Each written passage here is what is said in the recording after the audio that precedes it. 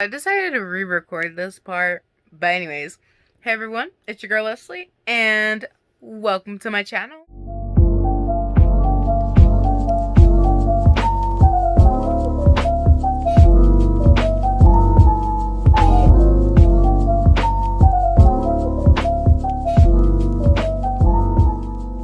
Hey everybody, today we're going to be reading Yandere Slasher's Ex-Reader. It's going to get a little bit interesting, you know. But without further ado, let's get straight into it. Alright, y'all, so we is in chapter 11, Off to the Hospital. Will you tell me? You nervously ask, waiting for him to reply, or at least say something to you in return. After a minute or two, you tried asking a different question.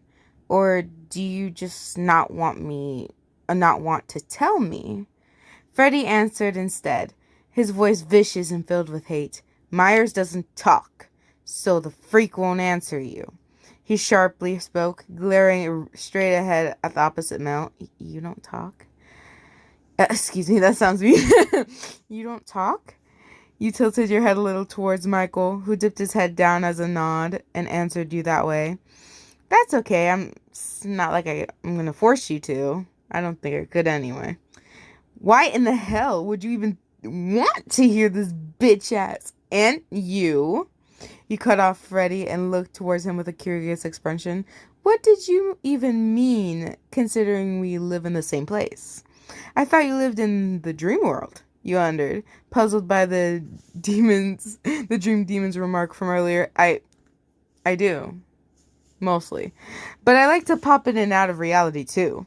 He told you with a cold tone of voice. Unfortunately, I have to live in the same place as this fucking freak because I don't want to be killing. I don't want to be seen killing in the real world as well. You don't want to be seen killing in the real world? Why not? Well, it's not like, he's a killer, and he's burnt. He's like a little, burnt freaking chicken nugget, you know what I'm saying? Or a pizza roll, So, other than that, I don't have no clue why.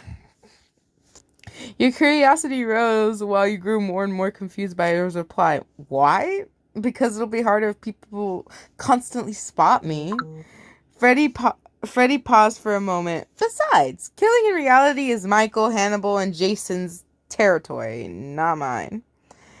You stared at him in surprise, not expecting the dream demon to mention Hannibal's name. And who was Jason anyway? Hannibal's not a killer. He's a psychiatrist. And who's Jason? You asked him in bewilderment. Hannibal still got you wrapped around his little finger, I see.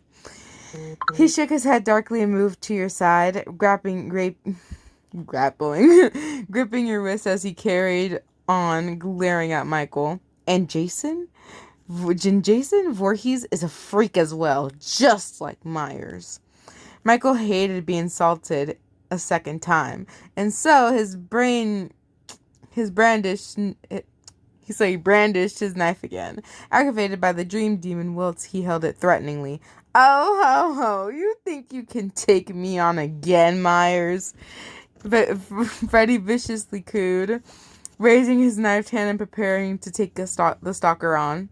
The white masked male moved forwards and snatched your other wrist, clearly liking you more than the burnt killer. Hold on. You started in shock, stunned by the stalker's actions and not knowing what to do. Don't touch her, you pale-faced fuck! Freddie growled and yanked you back in his direction, disliking Michael's behavior. Oh, sorry. I kept saying his name wrong. I'm so sorry, y'all. Mikael's behavior. She belongs to me, bitch. Both males tugged on your wrist, so you stumbled back and forth slightly, feeling intimidated by the two. No, I don't. You spoke up for yourself, pulling both of your wrists out of their grasp and deciding to put a stop to this argument. I do not belong to anyone, and I don't want this fight to continue, so just stop. Do you really want to defend someone who just tried to kill you? Are you fucking kidding me, YN? The dream demon looked towards you in complete disbelief, unable to understand your mindset. Me neither, bro. As a matter of fact, I questioned this as soon as I started reading this story. I questioned it. I was like, Who in the right minds? Like, bro, it's kind of like it kind of reminds me of the Ted Bundy simpers, which please do not simp for actual killers, people. That's disgusting. Unless like, there's certain situations where you can, but there's other, like Ted Bundy, that you cannot. He raped and killed children. Like, come on. That's fucked up. Come on. Anyway. What was I saying? Oh, so sorry, that was a trigger. Oh my gosh. Didn't even realize that. Okay, don't worry, it'll be a trigger warning. Um, anyways, he's not trying to attack me now. Yeah, but he was trying to attack you earlier. Does that just not count? You feebly stood up for the stalker, and if I recall, you tried to kill me as well. Okay, touche. So don't act like you're superior to him. Freddie had just released an incredulous laugh, finding your argument to be surprisingly funny. Michael, on the other hand, appreciated your sudden support, slinging his arm around your waist and holding you next to his side until you were right next to him. What are you doing? You stammered in embarrassment, glancing up at the mute male with wide and / innocent eyes. Listen, we know we ain't innocent. We simping for that Mikael Ducey. Okay. Okay. Freddie bitterly laughed again, obviously amused by Michael's thoughts. Oh, that's sweet. He sneered at him. You like her. How cute. After he said that, he tugged you back towards him, glaring at the other male with the utmost dislike. Wait, what? You were so anxious about being in the middle of both of them that you didn't realize someone else was approaching. This is unexpected. I assumed you'd be back in the dream world, haunting children in Springwood. A certain psychiatrist spoke before turning to the stalker. And as for you, I was under the impression you'd still be searching for Lori instead of hanging around here. Well. The burnt male smirks. I'm surprised to see you here, Hannibal. Could it be you like Wyan as well as Myers? He messed around as he pulled you further behind him. Why don't you just let poor Wyan return home? Oh, shit, I thought it was him. But that was sounding so good, bro. Man, oh no. Why don't you just let poor Wyan return home rather than causing unnecessary chaos? The dark-haired male ignored Freddie's fooling around while he took a step closer, noticing your anxiety and attempting to help you out. Why don't you ask the freak that? The dream demon retorted, seeing as he's the one that doesn't want to fucking leave her alone. You don't seem like you want to leave her alone either, Kruger. Hannibal pointed out, raising an eyebrow. Freddie snorted and moved to the side, obviously irritated by the other male's remark. Oh, give me a break. I couldn't care less about this bitch. He rolled his eyes and glared at him with annoyance. Oh, really? Uh-huh, boy. What happened like a couple chapters ago, fool? We were like up in here. Like, we were up in here, so don't even attempt to hide it, sweetie. Don't be ashamed. Are you ashamed of us? Are you ashamed of us? I'm like, oh my goodness. Okay. Anyway. I'm like, bitch, excuse me. Don't be ashamed. Okay. Okay. Hannibal simply cleared his throat. Well then, he said smoothly, if you don't care about Wyan, then you should leave. What, so you can twist her around with your little finger some more? Freddie narrowed his eyes whilst he carried on glaring. I can see right through you, you bastard. How vulgar. Hannibal wrinkled his nose at him, sounding and looking disgusted by the dream demon's words. The words you use are absolutely repulsive. And besides, the only things you seem to see are teenagers' nightmares, he added with an arrogant tone, acting superior. You had no clue what was happening as you clutched your arms, your brown eyes glittering with complete confusion as they flickered from male to male. Wait, what's going on? Why do the two of them want me? You questioned. You hardly know me. Take no notice of them, YN. Hannibal softened his voice and spoke to you in a soothing manner, not wanting you to be swayed by either slasher. I'm about to say slayer, bro. Slasher. Fred Cougar is nothing more than a creep, and Mikael Myers is simply searching for his sister, whilst avoiding the authorities at the same time. Authorities. Don't call me by that name, you stuck-up snob. Freddy snarled at the psychiatrist, striding towards him with his gloved hand and outstretched and his other hand curled into a tight fist. Before he could slash at Hannibal, however, you engulfed the dark male in a hug and took the hit for him. Pain hitting the back of your shoulder, causing you to release a cry. Why are you quite all right? That kind of sounded weird. He placed both hands on your waist and made sure you didn't stumble or fall to your knees. I'm fine. I just didn't want you to get hurt. That's all. You weakly told Hannibal. What the fuck is your problem with defending morons getting in the way? Freddy raised his voice and snapped at you from frustration. Stop getting in my way. And stop getting in my way now. No, you argued, turning to face Freddy as you tried your best to stop looking intimidated. Be benevolent as that was. You really shouldn't have taken the hit for me. Hannibal disagreed with your actions and decided to wrap his right arm around your waist, supporting you completely. I couldn't just let him hit you. You look up at him with scared eyes. He was trying to kill you. Did you expect me to just sit there? Still, Hannibal shook his head. That was a gusty move back there. You're going to have that slash checked out. At the hospital. Please allow me to escort you. He spoke his words in a gentle voice. The dream demon releasing a fierce growl. This isn't over, you disgusting cannibal. Freddy flashed Hannibal one of his malicious looks before vanishing into thin air. His attitude cold and malicious. A cannibal. Yes, cannibal? You repeated uneasily, turning your attention to the dark-haired male and growing a little bit afraid by Freddy's accusations. Hannibal shook his head at the dream demon's words and raised an eyebrow, not surprised. Must he always behave in such a manner? How rude. How crude. So, YN, will you let me take you to the hospital?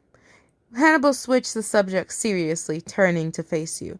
Because that slash really does need to be looked at. Really does need looking at. You quickly swallowed and tried to calm yourself down, but that was difficult, considering there was a stalker ahead of you, a possible cannibal beside you, and you were also injured. Sure.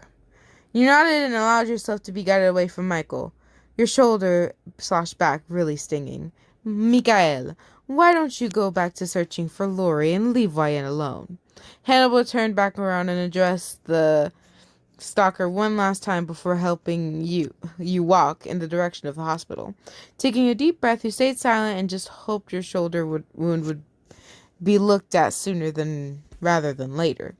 Now, I'm going to just go to this little part here where Hannibal switched the subject seriously. I think he is trying to distract us, number one, from, making the connections. Because in the human brain, obviously, whenever you're surprised by something really shocking, it takes 2 and 2 to connect, And he's trying to avoid that by moving away the other connector, if that makes sense. So, we heard cannibal, but we can't connect it to him.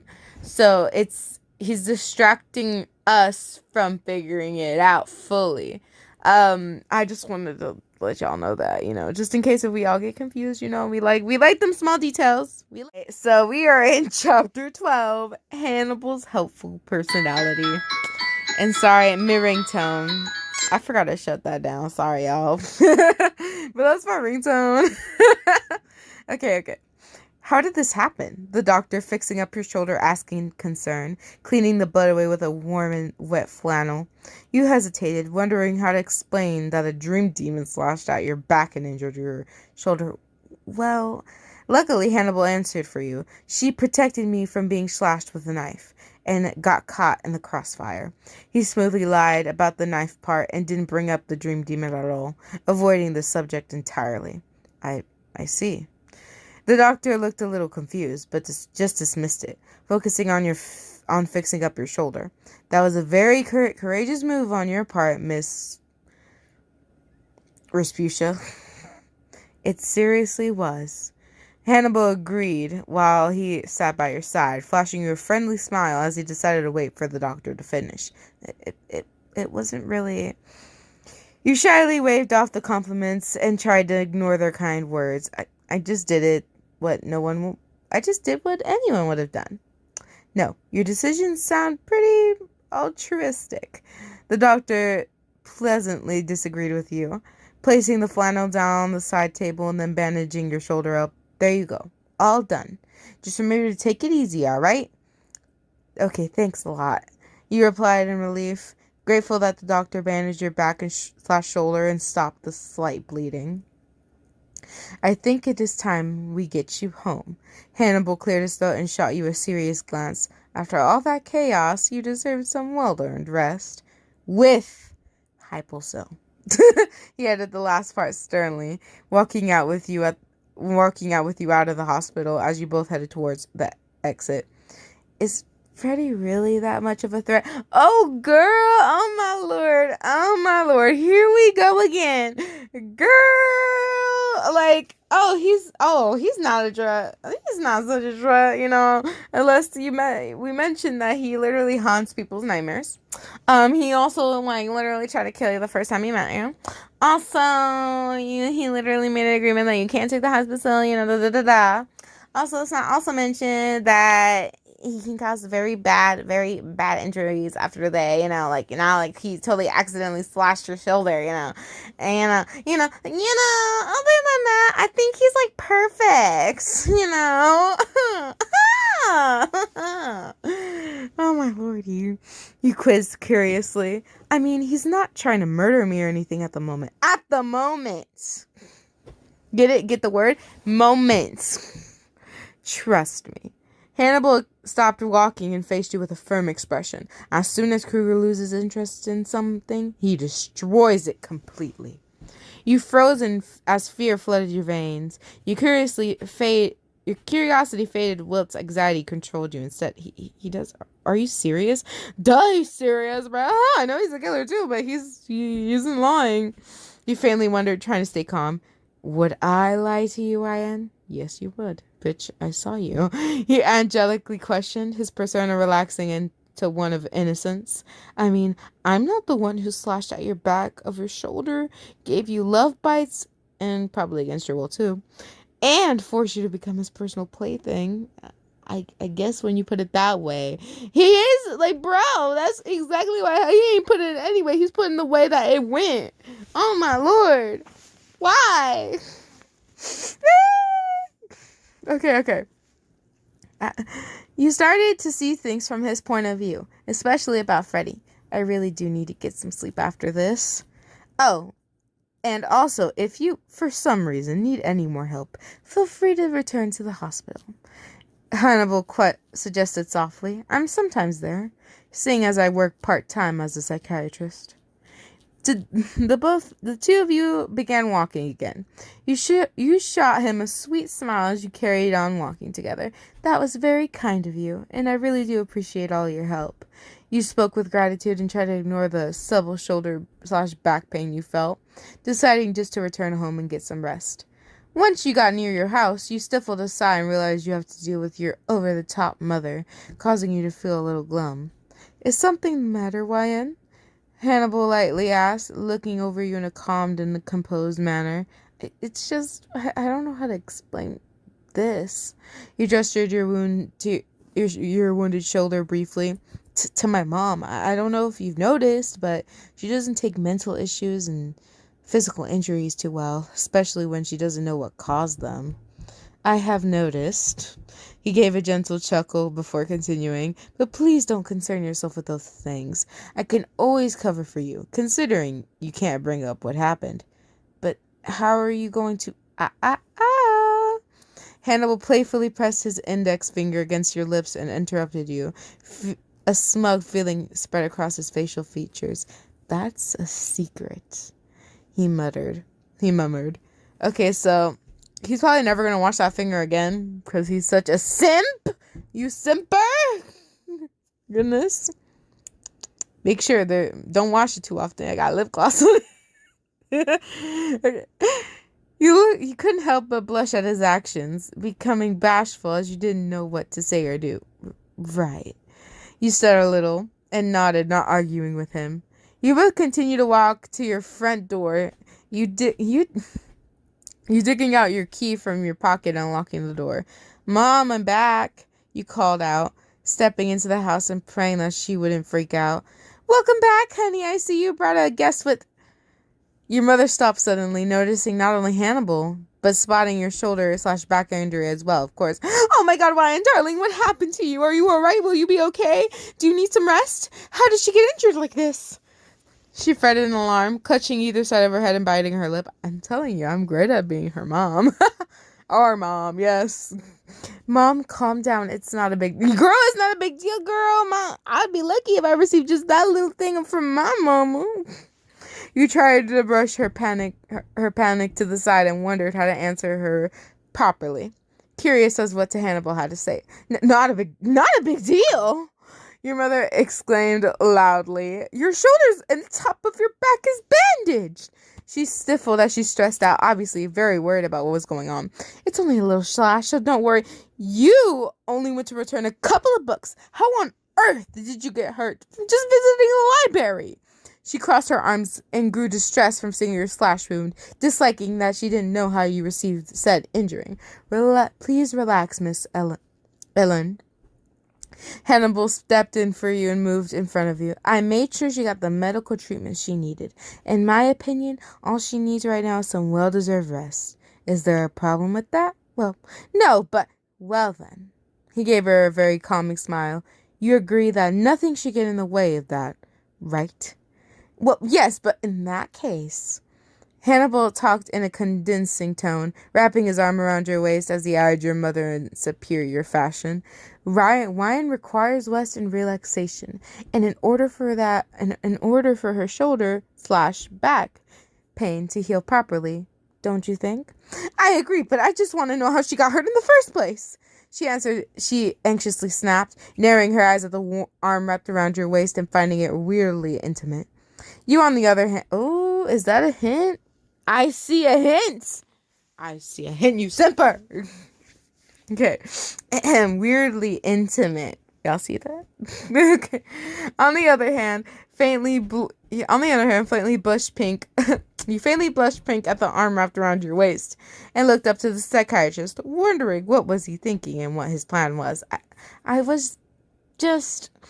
You trailed off, not knowing how to answer her prepared question. She, very bravely, may I add, stopped me from being slashed by a knife. That's really all there is to it, Miss Ellen, Hannibal said once again, twisting the truth, looking at you and mildly smiling again. You did? Your mother was surprised to hear about your brave actions. Her eyes widened while she forgot about the whole arm to the waist thing. Yeah. You mumbled, gazed down at the ground, not knowing how to continue this awkward conversation. Don't forget to take the hypo cell tonight, YN. He reminded you seriously. It'll suppress the nasty nightmares and help you recover faster. I'll make sure she does. Your mother responded before you could, very concerned about you and your well-being. After all, you were right about her needing rest. I will. You tiredly nodded. Now, can I go to my room, please? Rubbing your eyes, you hoped that your mother would just calm down and leave you alone.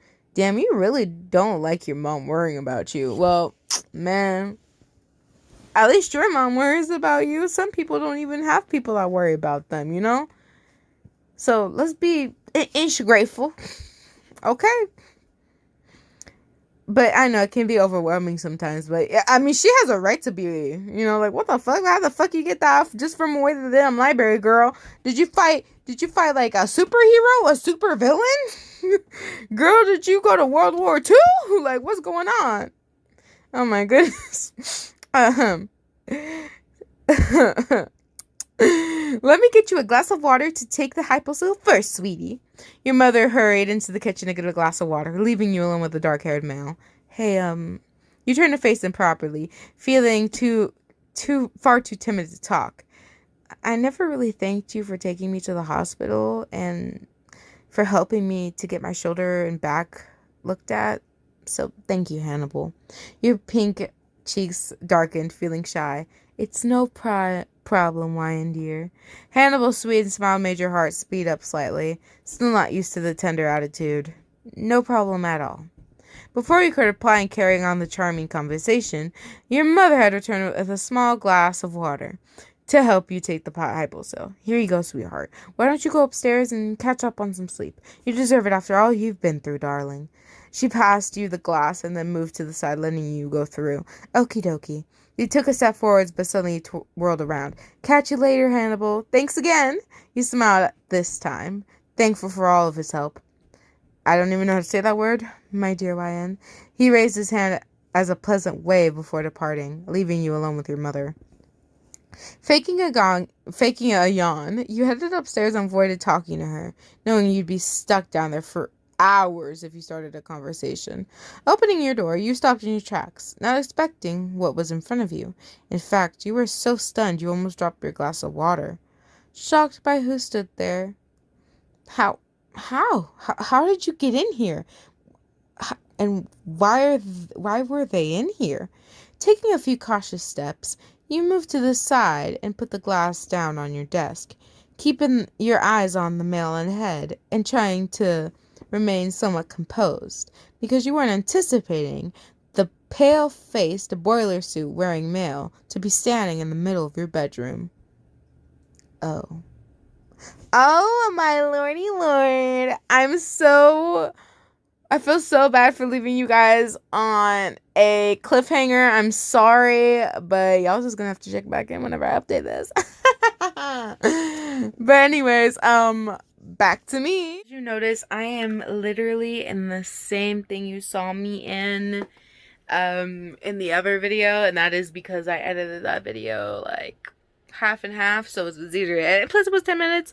It was like 22 minutes. Then I have to cut it halfway down and it turned to 10 minutes. Like, boom, bro. Wow. I never knew I could make such a short video, right? With my excessive talking. That's like impossible till today. Anyways, don't mind my mess up makeup and stuff. I was reading and we got a little messy. That's it. But I really do hope you guys enjoyed this chapters. Very interesting. We're getting a couple hints that Hannibal has already been obsessed kind of a little bit from the beginning because he's starting to give a little bit intimate touches, you know, I guess, and starting to show his, you know, little intimate side, and I'm like, oh girl, he likes us, oh my god, he likes us, besties, he likes us. So, and then I like the little hints that they're giving us as well. That's why I'm like, oh. So yeah, that's why I'm pointing those out.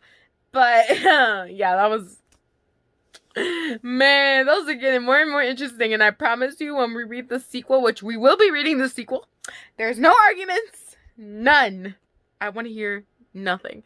But since these stories are extremely long, that will take, you know, some time. But we will get there eventually. Don't worry.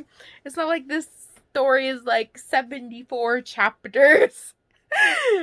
Yes, 74.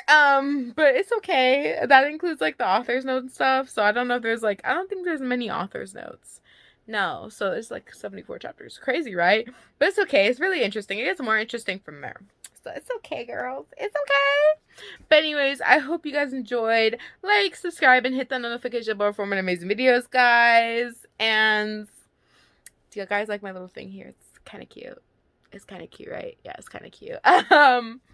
And honestly, I hope you guys have an amazing day. I am gonna go chill at this point. I was considering doing like the homework for today, but then I was like,